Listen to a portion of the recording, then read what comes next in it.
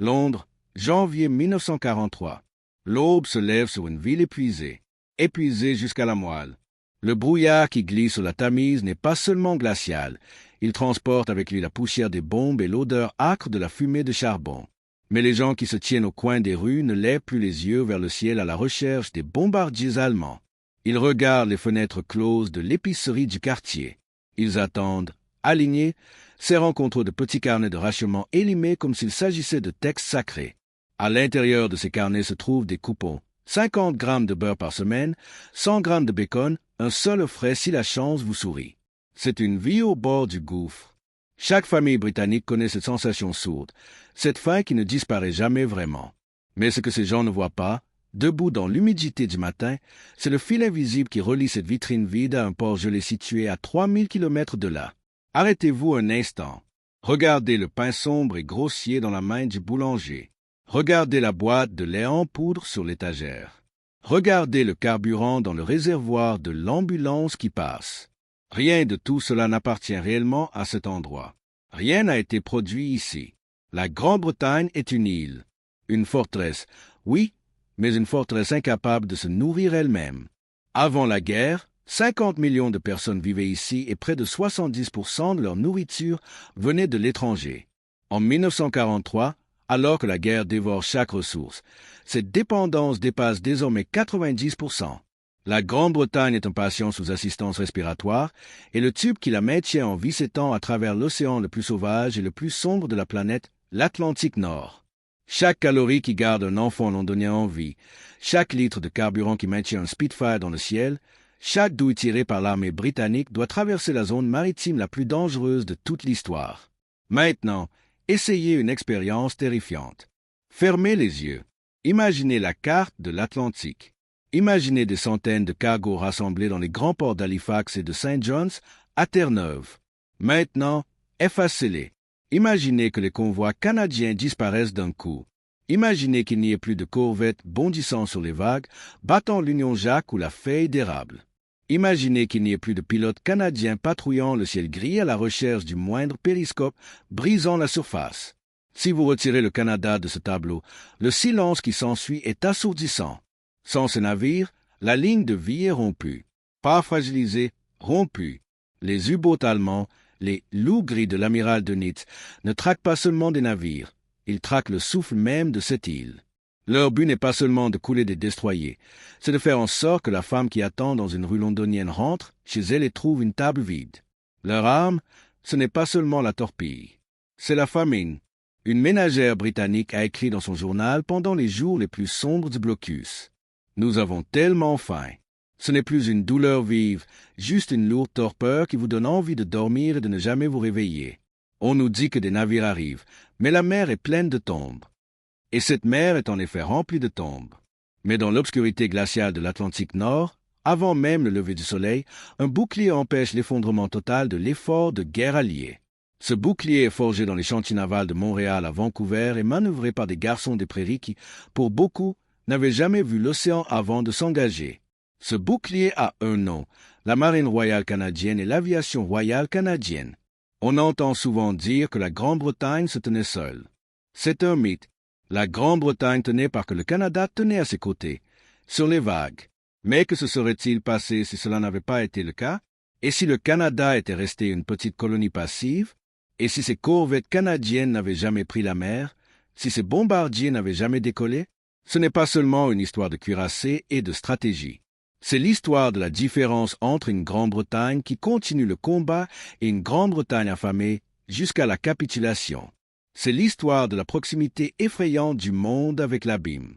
Pour comprendre l'ampleur de la catastrophe qui a failli se produire, il faut regarder qui se tenait de l'autre côté de l'océan avant le premier coup de feu. Septembre 1939. Si vous aviez observé le Canada à cette époque, vous n'auriez pas vu une superpuissance. Vous auriez vu un pays de fermiers, de bûcherons, de mineurs, encore couverts de la poussière de la Grande Dépression. Vous auriez vu une nation dont les ambitions militaires ne dépassaient guère ses propres frontières. La Marine royale canadienne, cette force qui allait bientôt porter entre ses mains le destin de la Grande-Bretagne, était, pour parler franchement, minuscule. Le jour où la guerre fut déclarée, la MRC possédait exactement 6 destroyers. Si et une poignée de dragueurs de mines. C'était tout, une marine que l'on pouvait presque compter sur ses doigts. Elle comptait moins de 2000 marins. L'aviation royale canadienne n'était guère plus impressionnante. Un club aérien équipé d'appareils obsolètes, mais animé d'un esprit bien supérieur à son matériel. Lorsque la Grande-Bretagne déclara la guerre à l'Allemagne, le monde retint son souffle. La puissante Royal Navy était étirée jusqu'à la rupture, protégeant un empire sur lequel le soleil ne se couchait jamais. Mais l'Atlantique était une porte arrière froide et sombre, soudainement grande ouverte. Et alors, quelque chose d'extraordinaire se produisit. 7 jours après l'entrée en guerre de la Grande-Bretagne, le Canada suivit. C'était la première fois que le Canada déclarait la guerre en tant que nation indépendante. Mais une déclaration n'est qu'un morceau de papier. Ce qui suivit fut un miracle humain et industriel qui défie encore la logique aujourd'hui. Un appel arriva de Londres. Nous avons besoin de navires. Nous avons besoin d'avions. Nous avons besoin d'hommes. Le Canada ne se contenta pas de répondre. Il se transforma entièrement pour y répondre. Les chantiers navals, silencieux depuis des années, se mirent à scintiller sous les torchers de soudure. Les usines qui produisaient des machines à laver ou des automobiles furent entièrement reconverties pour fabriquer des munitions et des pièces d'avion. Des silos à grains des prairies au village de pêcheurs des Maritimes, un géant endormi se réveillait. La marine royale canadienne entreprit alors une expansion sans précédent dans l'histoire navale. Elle passa de ce petit groupe de 6 destroyers à la 3e flotte du monde à la fin de la guerre. Pensez-y un instant. De 6 navires à près de 400. Ils ont bâti une flotte à partir de rien. Ils ont construit les corvettes de la classe Flower, de petits navires si instables que, comme l'a dit un marin, ils rouleraient même sur de l'herbe mouillée. Ce n'étaient pas de majestueux cuirassés. C'étaient d'anciens baleiniers modifiés pour la guerre, bourrés de grenades sous-marines et d'hommes qui, souvent, n'avaient jamais vu la mer auparavant. Mais ils étaient rapides à produire, construits en masse, et ils étaient la seule barrière entre une torpille de U-boot et un cargo. En même temps, les cieux du Canada se remplissaient du grondement des moteurs. Le premier ministre Mackenzie King et les dirigeants alliés lancèrent le British Commonwealth Air Training Plan. Ils transformèrent les vastes espaces canadiens en ce que le président Roosevelt appela l'aérodrome de la démocratie. Des pilotes britanniques, australiens, néo-zélandais, norvégiens affluèrent vers les bases aériennes canadiennes. Plus de 130 000 aviateurs furent formés ici. Si vous étiez un pilote défendant le ciel de Londres ou bombardant les usines de la Ruhr, il y avait de grandes chances que vous ayez appris à voler au-dessus des champs de blé du Manitoba ou des contreforts de l'Alberta. Mais pourquoi le Canada? Pourquoi cette contribution précise était-elle la clé de voûte? Tout cela tient à la géographie impitoyable de la guerre. Regardez la carte. L'océan Atlantique est un pont. D'un côté se trouve l'arsenal de l'Amérique du Nord, les usines de Détroit, l'acier de Pittsburgh, le blé de la Saskatchewan. De l'autre, la forteresse britannique, affamée et assiégée. Le Canada est la rampe d'accès à ce pont. Les ports d'Halifax, en Nouvelle-Écosse, et de St. John's, à Terre-Neuve, devinrent les villes les plus importantes du monde allié. Ce furent des entonnoirs. Chaque char, chaque soldat, chaque caisse d'eau en poudre devait y passer. La marine royale canadienne assuma une responsabilité précise et terrifiante, le Mid-Atlantique, le milieu de l'océan. La Royal Navy et l'US Navy pouvaient protéger les convois près de leurs côtes, mais il existait une vaste zone sans loi au milieu de l'Atlantique, hors de portée de toute couverture aérienne, où les U-boats chassaient en toute impunité. Le Canada s'est avancé dans cet abîme. Il a accepté une tâche que personne d'autre ne pouvait accomplir simplement parce qu'il était là et parce qu'il était prêt. Nous avons maintenant le tableau, une nation mobilisée, une marine forgée par la volonté, une armée de l'air formant le monde entier. Mais il faut retourner à notre sombre expérience. Prenons la gomme de l'histoire et effaçons tout cela. Imaginons que le Canada soit resté nôtre. Ou imaginons qu'il n'ait tout simplement pas pu construire des navires assez vite. Imaginons ces chantiers navals d'Halifax silencieux, ces aérodromes des prairies vides. Imaginez des convois quittant New York ou Sydney, s'aventurant seuls dans ce gouffre noir qu'est l'Atlantique. Sans les escortes canadiennes, l'équation de la guerre change instantanément. Ce n'est plus un combat pour la victoire, mais un compte à rebours mathématique vers la famine. Car lorsqu'on retire le bouclier, les loups ne se contentent pas de mordre, ils festoient. C'était la bataille de l'Atlantique. Mais les livres d'histoire la décrivent souvent comme une partie d'échecs entre amiraux. Ce n'en était pas une. C'était un combat au couteau dans une ruelle sombre. Et c'était, avant tout, un combat pour le droit de manger. Pour comprendre pourquoi l'absence du Canada aurait été fatale, il faut comprendre l'anatomie d'un convoi. Imaginez une boîte flottant sur l'océan. À l'intérieur, 50 navires marchands, de vieux pétroliers, des cargos rouillés transportant le sang vital de la cause alliée, blé, pétrole, acier, plasma sanguin. Ils avancent lentement, à la vitesse d'un cycliste, de véritables cibles immobiles au milieu de l'immensité.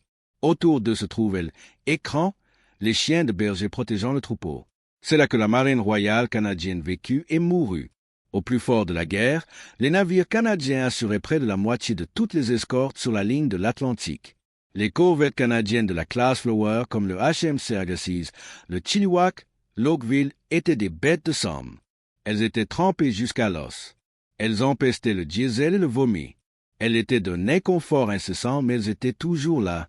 Elles zigzaguaient sur les flancs du convoi, leur sonar asdique martelant les profondeurs, créant un mur de bruit et de chars sous-marines qui maintenaient les U-boats allemands à distance. Maintenant, exécutons notre « et si » retirer la marine canadienne de l'équation. Instantanément, l'écran qui protège ces 50 cargos est réduit de moitié. Le mur est criblé de trous, des trous béants. La tactique allemande était brutale, la meute de loups. Ils n'attaquaient pas seuls, ils se rassemblaient par groupes de 10 ou 20, attendant la nuit. Ils faisaient surface au milieu des colonnes du convoi, frappant les navires marchands comme des loups dans une bergerie. Sans les corvettes canadiennes pour les traquer, les forcer à plonger ou illuminer la nuit de fusées éclairantes, les U-boats auraient opéré en quasi-totalité impunité. Le résultat n'aurait pas été une défaite, mais un massacre. Au lieu de perdre 5 navires dans un convoi, vous en perdez 20. Au lieu de millions de tonnes de ravitaillement atteignant Liverpool, vous obtenez un littoral couvert d'épaves et de corps trempés d'huile. L'Atlantique devient un cimetière, et la chaîne logistique se brise. Et voici où tombe le premier domino, droit sur les assiettes du peuple britannique. En 1941 et 1942, la Grande-Bretagne importait à peine assez pour survivre. La marge d'erreur était nulle. Si les pertes de tonnage avaient augmenté ne serait-ce que de 10 à 15%, une estimation prudente si l'on retire la MRC, tout le système de rationnement s'effondre. On ne parle pas de se serrer la ceinture. On parle de la disparition des calories essentielles. Le ministère de l'Alimentation à Londres avait calculé exactement ce dont un être humain avait besoin pour tenir debout dans une usine. Si les convois canadiens cessent d'arriver, la ration de pain diminue, puis les pommes de terre disparaissent. Puis le lait des enfants s'épuise. Une famine dans la Grande-Bretagne des années 1940 nous semble impensable aujourd'hui. Mais sans le blé des prairies canadiennes arrivant aux docks de Bristol et Glasgow, c'était une certitude mathématique. Imaginez une usine aéronautique à Coventry. Les ouvriers s'évanouissent à leur poste, non pas à cause des bombes, mais à cause de la faim. Le scorbut et le rachitisme, des maladies du Moyen Âge, réapparaissent dans les quartiers pauvres de Londres. Une population affamée ne peut pas construire de Spitfires. Elle ne peut pas déblayer les décombres. Le moral britannique, ce fameux sang-froid, était alimenté par le thé et le pain. Retirez-les, et la volonté de se battre s'effondre. On n'a pas besoin d'envahir un pays pour le vaincre. Il suffit de laisser ses enfants pleurer de faim assez longtemps, et son gouvernement n'aura d'autre choix que de demander la paix. Mais l'horreur ne s'arrête pas au seuil des civils. Elle atteint aussi les lignes de front. L'armée britannique et plus tard les Américains préparant le débarquement dépendaient d'un fleuve continu de ravitaillement. Pensez à la guerre en Afrique du Nord. Montgomery combattant Rommel dans le désert. Ses chars avaient besoin de carburant. Son artillerie avait besoin d'obus.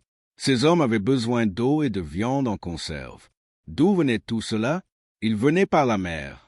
Si la MRC n'est pas là pour protéger ses pétroliers dans l'Atlantique, le carburant n'arrive pas en Grande-Bretagne pour être transbordé vers l'Afrique. Les chars du désert s'arrêtent. Les canons se taisent. Sans les escortes canadiennes, la colonne vertébrale logistique de l'armée alliée se brise. Il n'y a pas de préparation au jour J. Comment pourrait-il y en avoir une? On ne peut pas rassembler une force d'invasion de 2 millions d'hommes sur une île qui ne peut même pas nourrir ses habitants. Il n'y a pas de réserve de munitions. Pas de flotte de camions. Si l'on retire la MRC, on isole l'armée britannique sur son île, affamée et désarmée.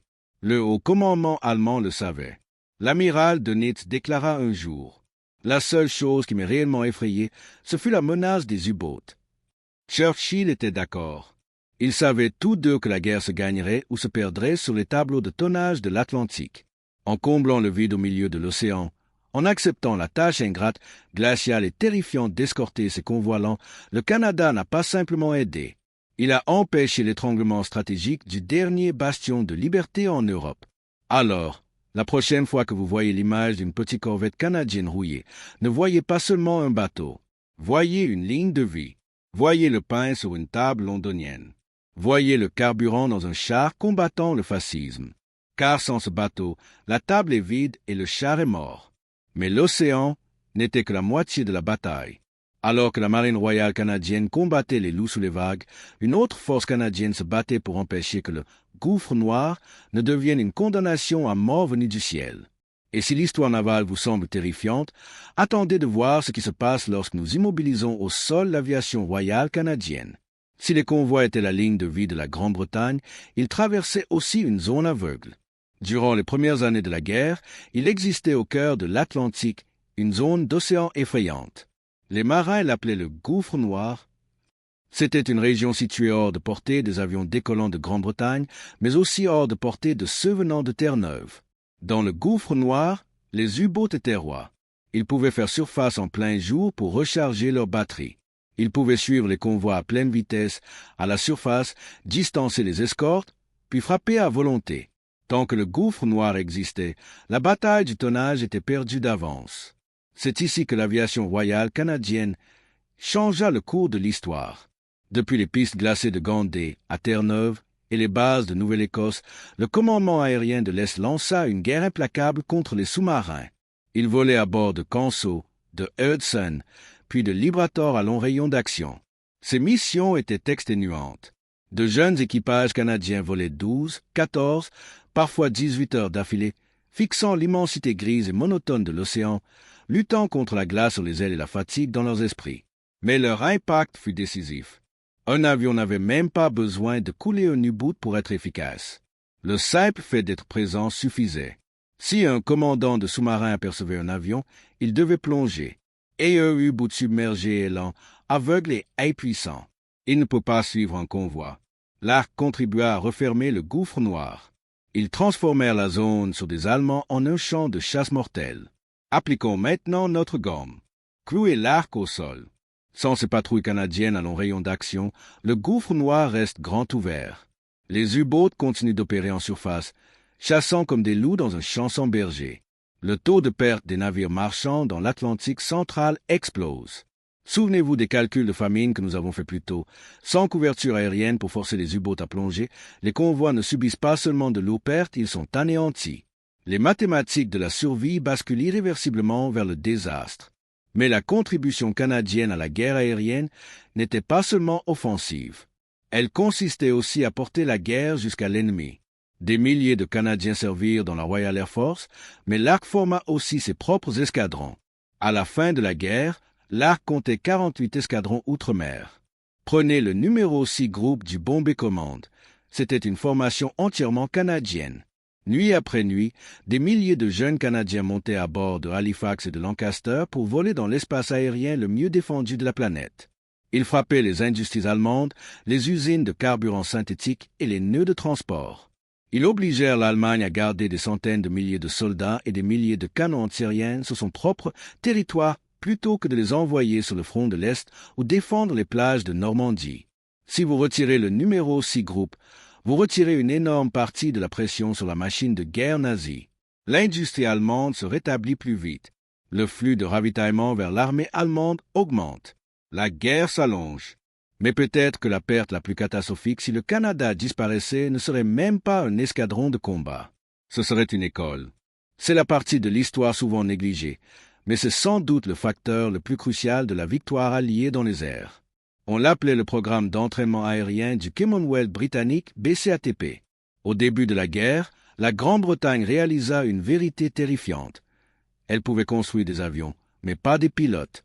On ne peut pas former des milliers de jeunes aviateurs lorsque vos propres aérodromes sont constamment bombardés par la Luftwaffe et que votre espace aérien est saturé de combats. Ils avaient besoin d'un refuge. Ils avaient besoin d'espace. Ils avaient besoin du Canada. Le Canada devint, selon les mots du président Roosevelt, l'aérodrome de la démocratie. Plus de 130 000 membres d'équipage, pilotes, navigateurs, bombardiers, mitrailleurs furent formés au Canada.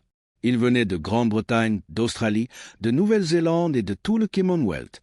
Ils apprirent à voler dans le ciel clair et sur des prairies, loin des coupures d'électricité et des bombes.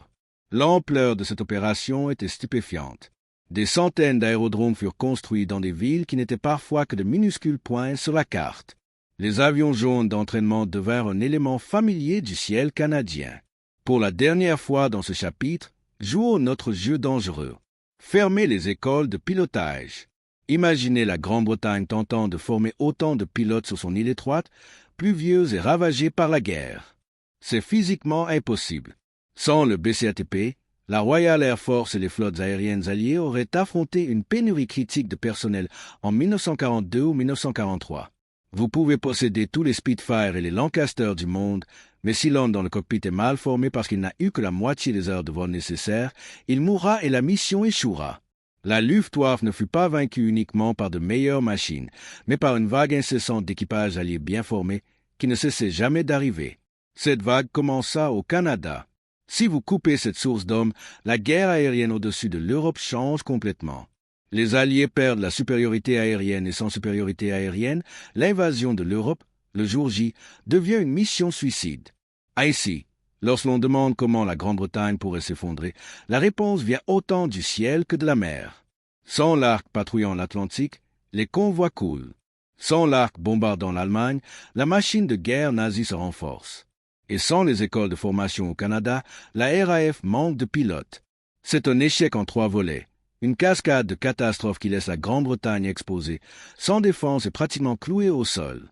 Les ailes de la feuille d'érable n'étaient pas qu'une jolie métaphore. Elles étaient l'oxygène même qui permit au feu allié de continuer à brûler. Mais tout cela, la famine, les U-boats, la guerre aérienne mène à une dernière question terrifiante. Si la Grande-Bretagne tombe, ou si elle est simplement neutralisée, que se passe-t-il pour le reste du monde? Que se passe-t-il pour les Américains? Pour les Russes? Dans la prochaine partie, nous examinerons l'effet domino mondial. Nous verrons comment un effondrement dans l'Atlantique Nord aurait redessiné la carte entière du XXe siècle. Nous avons tendance à voir la Seconde Guerre mondiale comme une série de batailles séparées, le front de l'Est, le Pacifique, le désert. Mais c'était un organisme unique et interconnecté. Et le cœur battant de l'effort allié occidental était la Grande-Bretagne. Or, un cœur ne peut battre sans sang. Et comme nous l'avons vu, le Canada était le donneur. Regardons maintenant le dernier domino terrifiant. Que se passe-t-il dans le reste du monde si le Canada échoue à maintenir la Grande-Bretagne dans la lutte? Supposons notre scénario. La marine royale canadienne est submergée. Les convois cessent.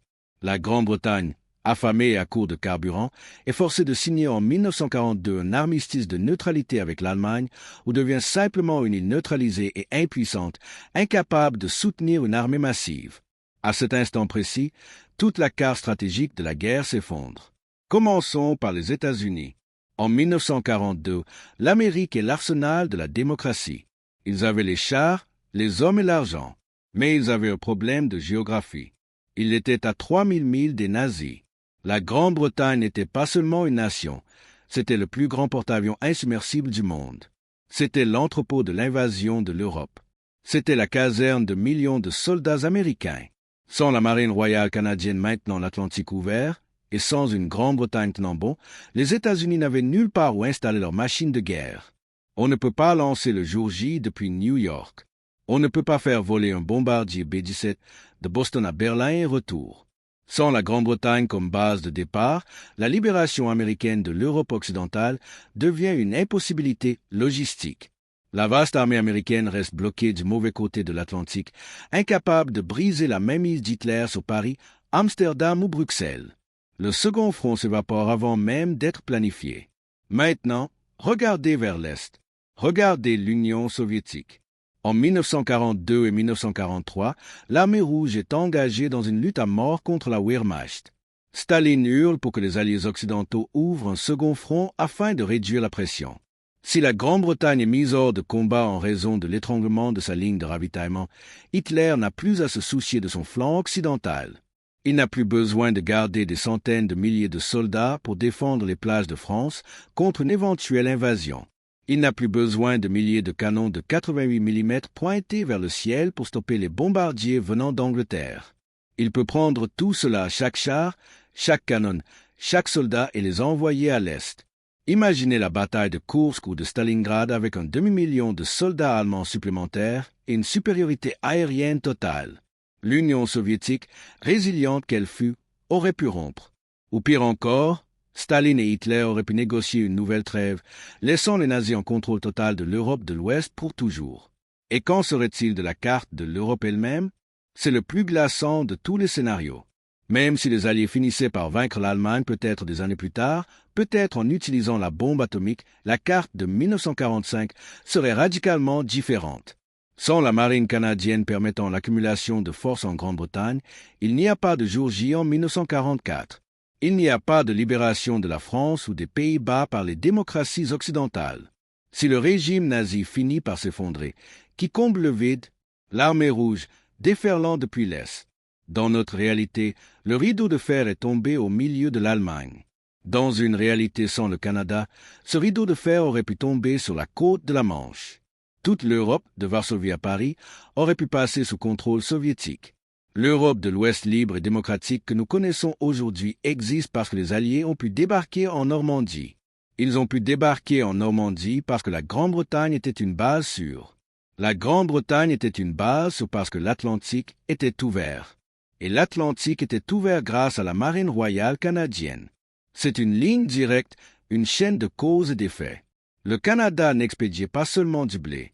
En gardant l'Atlantique ouvert, il expédiait la possibilité de la victoire. Il expédiait l'avenir de la démocratie. Les marins canadiens sur ces corvettes glaciales ne pensaient pas en termes géopolitiques grandioses. Ils pensaient à la glace sur le gréement, à la prochaine tasse de café, au ping du sonar. Mais l'histoire les juge selon le résultat. Et le résultat est clair, lorsque le monde se tenait au bord du gouffre, le Canada mit son pouce sur la balance. Sans ce poids, la balance penche vers les ténèbres. Nous avons vu la famine. Nous avons vu l'effondrement militaire. Nous avons vu la catastrophe géopolitique. Maintenant, nous devons ramener tout cela à l'essentiel. Nous devons répondre à la question initiale et rendre hommage là où il est dû. Nous devons conclure cette histoire non pas avec des cartes et des flèches, mais avec l'âme humaine de ce sacrifice. Alors, revenons là où nous avons commencé. Londres. La boutique de rationnement, la brume froide du matin, la miche de pain est toujours là, le carburant est dans le réservoir, l'enfant boit encore son lait. Mais maintenant, lorsque vous regardez ces choses simples du quotidien, vous les voyez sous leur vrai jour. Ce sont des miracles. Chacune d'elles a traversé 3000 milles d'océan hostile, protégée par une coque d'acier mince construite au Canada. Nous avons posé une question au début de ce voyage. Sans la RCN et la RCAF canadienne, comment les civils britanniques auraient-ils faim et comment leur armée se serait-elle effondrée? La réponse n'est plus une hypothèse. C'est une certitude. Sans la marine royale canadienne, l'écran protégeant les convois se serait brisé. Les pertes de tonnage auraient dépassé la capacité de survie de la Grande-Bretagne. Le système de rationnement se serait effondré, non pas en années, mais en mois. Sans l'aviation royale canadienne, le gouffre noir serait resté un abattoir et l'approvisionnement en pilotes pour la RAF se serait tari, laissant le ciel ouvert à la Luftwaffe. Les civils auraient littéralement été affamés jusqu'à la soumission. L'armée se serait effondrée, paralysée par des réservoirs vides et des canons silencieux. L'histoire se laisse souvent séduire par les moments glorieux. Nous retenons les discours de Winston Churchill. Nous retenons les débarquements du jour J. Nous retenons le drapeau hissé à Iwo Jima. Mais les guerres ne se gagnent pas avec des discours. Elles se gagnent avec la logistique. Elles se gagnent avec ce travail ingrat, glacial, terrifiant, consistant à maintenir les lignes de ravitaillement ouvertes. Le rôle du Canada dans la Seconde Guerre mondiale n'était pas de chercher un empire ou la gloire. C'était d'être la cheville ouvrière, le boulon essentiel qui maintenait ensemble toute la machine alliée. Il y a aussi une tragédie dans cette histoire. La bataille de l'Atlantique fut la plus longue bataille de la Seconde Guerre mondiale. Elle commença le premier jour et se termina le dernier, et le prix fut payé dans les eaux glacées de l'Atlantique Nord.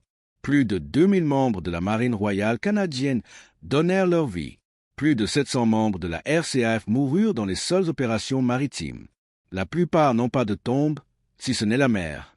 Quand une corvette coulait, elle disparaissait souvent en quelques secondes, emportant tout son équipage dans l'obscurité glacée. Il n'y avait pas de parade pour eux au milieu de l'océan, seulement le silence des vagues.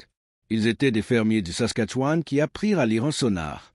Ils étaient des employés de bureau de Toronto qui apprirent à dégager la glace du gréement d'un navire tanguant dans un ouragan.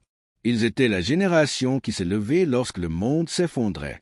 Aujourd'hui, si vous marchez dans les rues de Londres, Paris ou Amsterdam, vous marchez dans des villes libres. Mais cette liberté repose sur une fondation posée par ces corvettes canadiennes rouillées et ces bombardiers de patrouilles solitaires.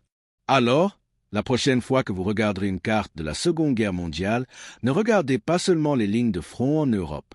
Regardez l'espace bleu entre les deux. Regardez l'Atlantique.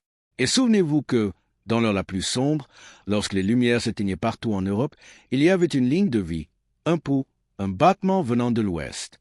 C'était le son du moteur d'un navire canadien luttant contre la tempête, apportant le pain qui maintenait la Grande-Bretagne en vie et l'acier qui libéra un continent. Parce que sans le Canada, l'histoire du XX siècle aurait été un livre bien différent et terriblement sombre à lire.